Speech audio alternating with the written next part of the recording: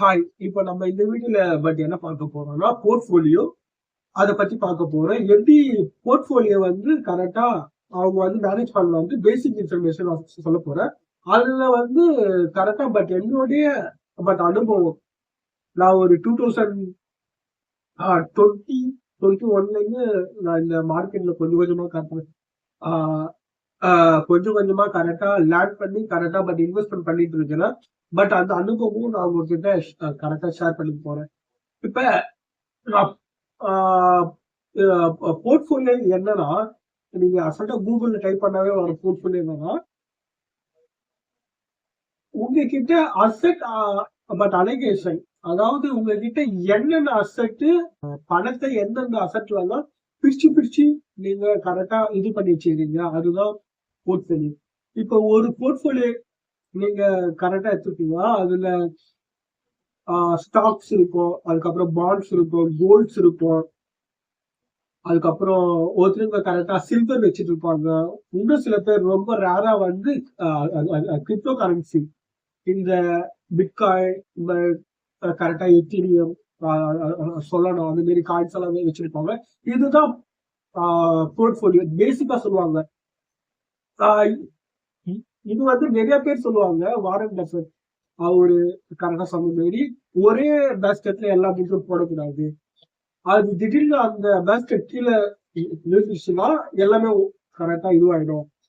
அதோட மீனிங் தான். இப்ப நீங்க உங்களோட பணத்தை நீங்க ஸ்டாக்ல மட்டுமே போட்டு கரெக்டா இது பண்ணி நீங்க இருந்தீங்கன்னா, ஸ்டாக் மார்க்கெட் ஏறும் போது உங்க போர்ட்போலியோ வந்து ஃபுல்லா ரெட் கலர்ல காமிக்க வாய்ப்பு இருக்கு. ரெட் கலர்லனா நீங்க கரெக்டா மைனஸ்ல போக வாய்ப்பு இருக்கு. இதுவே உங்களோட பணத்தை ஷேர் பண்ணி பிரிச்சு பிரிச்சு போட்டிருந்தீங்கன்னா, மார்க்கெட் என்னதான் டவுன் ஆனாலும் இந்த பக்கம் கோல்டோ பாண்டோ ஓரளவுக்கு உங்களுக்கு தூக்கிட்டு நிற்கும். தூக்கிட்டு போது ஓரளவுக்கு நீங்க பேலன்ஸ் வந்து அட்ஜஸ்ட் பண்ணலாம். அதனால போர்ட்போலியோ வந்து ரொம்ப ரொம்ப கரெக்டா முக்கியம். இப்ப நீங்க வந்து கரெக்டா மியூச்சுவல் ஃபண்ட்ல இல்லாம நீங்க டைரக்டா ஸ்டாக்ல கரெக்டா இன்வெஸ்ட்மெண்ட் பண்ற மாதிரி இருந்தா, நீங்க என்ன பண்ணலாம்னா, ஒரே செக்டாரோட ஸ்டாக்க மட்டும் வாங்காம, ஒரு சில பேர் என்ன சொல்லுவாங்கன்னா, ரொம்ப சில பேர் ஒரே ஒரு கம்பெனி மட்டும்தான் வச்சிருப்பாங்க. உதாரணத்துக்கு இல்லைன்னா டாட்டாலேயே நிறைய கம்பெனி இருக்கு. நான் உதாரணத்துக்கு வந்து டாடா மோட்டார்ஸ் வச்சிருக்கிறேன். அந்த டாடா மோட்டார்ஸ் கம்பெனிலேயே அவங்க எல்லாம் பணத்தையும் போடுறவங்க கொஞ்சம் சில பேர் இருக்கிறாங்க. அந்த மாதிரி இல்லாம இப்ப வந்து நீங்க வந்து டைரக்டா ஸ்டாக் வாங்க போறீங்கன்னா, அதுக்கு நீங்க ஒரு போர்ட்போலியோ வந்து கிரியேட் பண்ணணும். இப்ப நீங்க நீங்க இப்ப வந்து கரெக்டா டிசைட் பண்ணிருங்க. நான் வந்து ஸ்டாக் மார்க்கெட்ல மியூச்சுவல் ஃபண்ட் ETF இல்லாம கரெக்டா டைரக்டா நான் வந்து கரெக்டா ஸ்டாக் வாங்க போறேன். அந்த மாதிரி நீங்க கரெக்டா அந்த மாதிரி இன்ட்ரெஸ்டா இருந்தீங்கன்னா, நீங்க முதல்ல வந்து கரெக்டா எந்தெந்த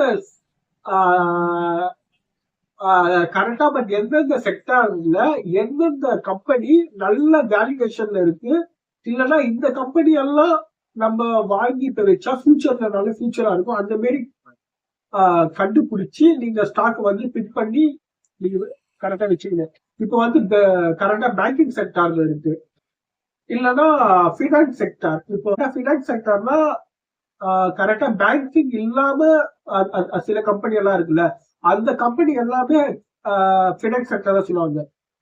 உதாரணத்துக்கு வந்து கரெக்டா பஜாஜ் ஃபினான்ஸ், அதுக்கப்புறம் இப்ப லேட்டஸ்டா வந்து கரெக்டா ஜியோ ஃபினான்ஸ், அந்த மாதிரி எக்கச்சக்கமா இருக்கு. அதுக்கப்புறம் நம்ம அசட் மேனேஜ்மெண்ட் கம்பெனி சொல்லுவாங்க. அதாவது நீங்க மியூச்சுவல் ஃபண்ட் வந்து கரெக்டா இன்வெஸ்ட் பண்ணும்போது அவங்க மூலியமா தான் கொடுத்து நீங்க கரெக்டா நீங்க அவங்க மூலியமா தான் கொடுத்து நீங்க வந்து மியூச்சுவல் ஃபண்ட்ல வந்து இது பண்ண முடியும். அந்த மாதிரி எல்லாம் ஃபினான்ஸ் கம்பெனி சொல்லுவாங்க. அந்த மாதிரி கம்பெனி, அதுக்கப்புறம் ஃபார்மா செக்டார் இருக்கு, ஆட்டோமொபைல் செக்டார், இந்த மாதிரி செக்டார், அதுக்கப்புறம் IT செக்டார், இந்த மாதிரி பட் இந்த மாதிரி செக்டார்ல எல்லாம் உங்களுக்கு எந்தெந்த கம்பெனி எல்லாம் நல்ல கம்பெனியா படுதோ அந்த கம்பெனி எல்லாம் நல்ல ரேட்டு வரும்போது, அதாவது ஒருத்தருக்கு வந்து ஷேர் மார்க்கெட்ல பீக்ல இருக்கும், அப்பதான் அவங்களுக்கு அந்த இன்ட்ரெஸ்டே கரெக்டா வரும். மோஸ்ட்லி 90% ஆஃப் பீப்புள் வந்து கரெக்டா எப்ப வந்து பணத்தை உள்ள போடுவாங்கன்னா, இப்ப வந்து ஷேர் மார்க்கெட் நல்லா போயிட்டே இருக்கும், பீக்ல போகும். அப்ப அவங்க கூட இருக்கிற ஃப்ரெண்ட்ஸ் எல்லாம் சொல்லுவாங்க, மார்க்கெட் கரெக்டா ரொம்ப ஏறுது, நான் ஒரு ஸ்டாக்க கரெக்டா இந்த அமௌண்ட் வாங்கினேன், ஆனா பட் இந்த ஸ்டாக் வந்து கரெக்டா இந்த அமௌண்ட்டுக்கு போகுது. அந்த மாதிரி பேச பேச இவங்களுக்கும் ஒரு ஆர்வம் வந்து அப்பதான் கரெக்டா மார்க்கெட்டுக்கு உள்ளே போய் அவங்க வந்து பணத்தை போடுவாங்க. ஆனா அப்படி போடுறது தப்பு. ஏன்னா அவங்க உள்ள போகும்போது ஆல்ரெடி மார்க்கெட் ஹைல இருக்கு. அப்ப ஹைல இருக்கும்போது போடும்போது அந்த மார்க்கெட் பீக் டைம் முடிஞ்ச உடனே ஆட்டோமேட்டிக்கா கரெக்டா குறைய ஆரம்பிக்கும். அப்ப சில பேர் என்ன பண்ணுவாங்க, இந்த அவங்க மார்க்கெட் ரொம்ப கீழே போகுதுன்ட்டு கரெக்டா பயந்து சேல்ஸ் பண்ணிட்டு கரெக்டா வெளியே வந்துருவாங்க. ஆனா சில பேர் என்ன பண்ணுவாங்கன்னா, எப்ப மார்க்கெட் ஏறுதோ அப்ப அவங்க வந்து அவங்களோட ப்ராஃபிட்டை புக் பண்ணிட்டு எப்ப மார்க்கெட்டு கீழே இருக்கணும், அதாவது பீர் மார்க்கெட் சொல்லுவாங்க, அப்போ வந்து என்னென்ன கம்பெனி எல்லாம் அவங்க வந்து தேர்ந்தெடுத்து கரெக்டா வச்சிருக்கிறாங்களோ அது நல்ல பிரைஸ், அட்ராக்டிவ் பிரைஸ் சொல்லுவாங்க, வேல்யூ பிரைஸ் சொல்லுவாங்க. அது எப்படி கண்டுபிடிப்பாங்கன்னா, பிஇ ரேஷியோ பார்த்து வேல்யூ பிரைஸ் வந்து கண்டுபிடிக்கலாம். ஆனா அந்த பி ரேஷியோ வந்து ஒரு கரெக்டா சப்ஜெக்டிவ் தான், அதுதான் மெயின் அப்படி இல்லை.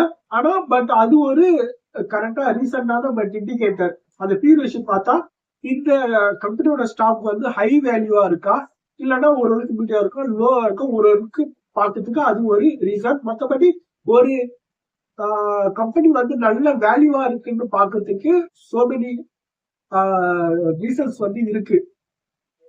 அந்த ரீசன்ஸ் எல்லாம் பார்த்து நம்ம போர்ட்ஃபோலியோக்கு ஒரு என்னை பொறுத்த வரைக்கும் ஒரு 5ல இருந்து ஒரு 15 ஸ்டாக் வரைக்கும் இருந்தா ஓகே. அதுக்கு மேல இருந்ததுன்னா உங்களால அந்த ஸ்டாக் எல்லாம் ட்ராக் பண்ண முடியாது. இப்ப ஒரு 10 ஸ்டாக் வந்து ஒரு 10 ஸ்டாக் ஒரு 15 ஸ்டாக் இருந்ததுன்னா அந்த ஸ்டாக்கோட 3 மாசத்துக்கு ஒரு வாட்டி கரெக்டா குவார்டர்லி பட் கரெக்டா ரிசல்ட் வரும், நீங்க அதை பார்க்கலாம். அதுக்கப்புறம் அந்த கம்பெனியோட கரெக்டா பர்ஃபார்மன்ஸ் எப்படி இருக்கு, அந்த கம்பெனியோட கரெக்டா அந்த கம்பெனியோட பர்ஃபார்மன்ஸ் நியூஸ் அதெல்லாம் எப்படி இருக்குன்ட்டு நீங்க தொடர்ந்து கரெக்டா வாட்ச் பண்ண முடியும். ஒரு 10ல இருந்து ஒரு 15 ஸ்டாக் இருந்தா அந்த 10ல இருந்து அந்த 10 டு கரெக்டா 15 ஸ்டாக் எப்படி இருக்கணும்னா வேரியஸ் செக்டர்ல இருக்கணும். அப்பதான் உங்களால ஒருவனுக்கு பேலன்ஸ் பண்ண முடியும்.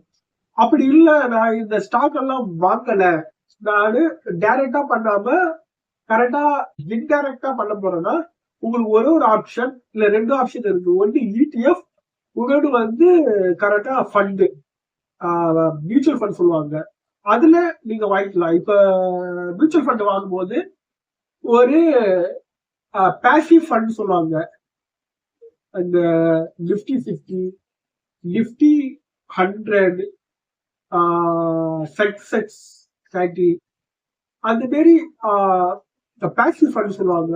நீங்க அது ஒன்று வாங்கி வச்சுக்கலாம். அதுக்கப்புறம் வந்து பேலன்ஸ் ஃபண்ட் சொல்லுவாங்க, அதுல எல்லாமே பேலன்ஸ்டா இருக்கும், அது ஒன்று வாங்கி வச்சுக்கலாம். அதுக்கப்புறம் கரெக்டா small cap, mid cap, large cap எல்லாமே கலந்த மாரி ஒரு பிளெக்சி கேப் இருக்கும், அது ஒன்று வாங்கி வச்சுக்கலாம். இன்னும் ஒன்று வந்து குளோபல் ஃபண்டு, இந்த கரெக்டா நாஸ்டாக் 100 அந்த மாரி ஃபண்ட் வந்து நம்ம கரெக்டா இங்க இருந்தே கரெக்டா